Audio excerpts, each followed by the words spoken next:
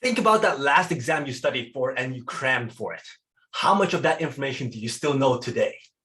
Hi, welcome to another episode of Unlocking Mind Behind Make More Work Less. My name is Fong. I'm an entrepreneur, business strategist, real estate investor, speaker, and also a best-selling author. And every single day, I help others unlock potentials and guide them to succeed. Today on Unlocking Mind, we talk about another cognitive bias. And the reason why I have this show is so that we can better understand how our minds work, make better decisions, build strong relationships, and of course, avoid certain cognitive traps. So for today's cognitive bias, we're going to talk about lag effect. What exactly is that? Let me go back to that first question I asked you. Think about that last exam that you crammed for. You stayed up all night, you crammed for it, you aced the exam, but how much of that information do you still remember now? I know I suffered from that before. I know that I've crammed for an exam, but I probably don't remember any of the stuff after I handed in my paper.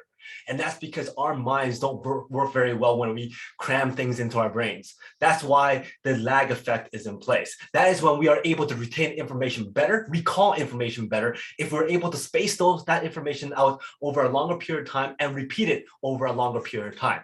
We're able to recall the information better. We're able to see that information better. We better remember that information better.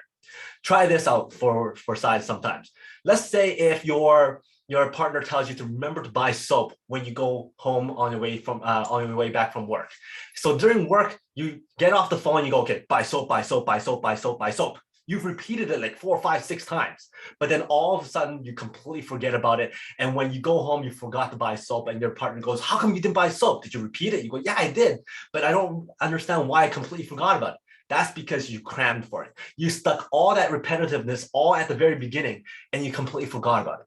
But what if you set your reminder or you tell yourself to buy soap every half an hour or every time you finish one task at work?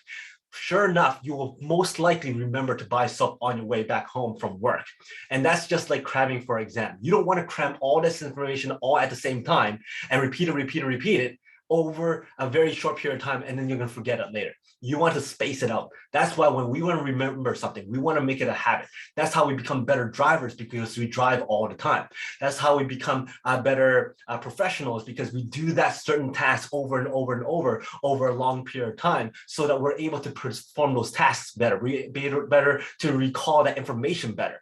And that's because of the lag effect. We are able to retain, recall information, and be able to show other people what we remember better if we space it out over a longer period of time. So that is the lag effect. It's very, very similar to the spacing effect.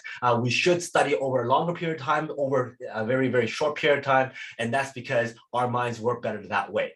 So hopefully you enjoyed this episode on Unlocking Mind. And if you did, please go back and watch some of my other episodes on Unlocking Mind. And of course, there's a lot of other shows, the Peak Potential Success Show, the Make More Mind Bites, and of course, the Master Mind Bites that's up every single week. So until next time, today is the day to lock your peak potential. I'll see you later.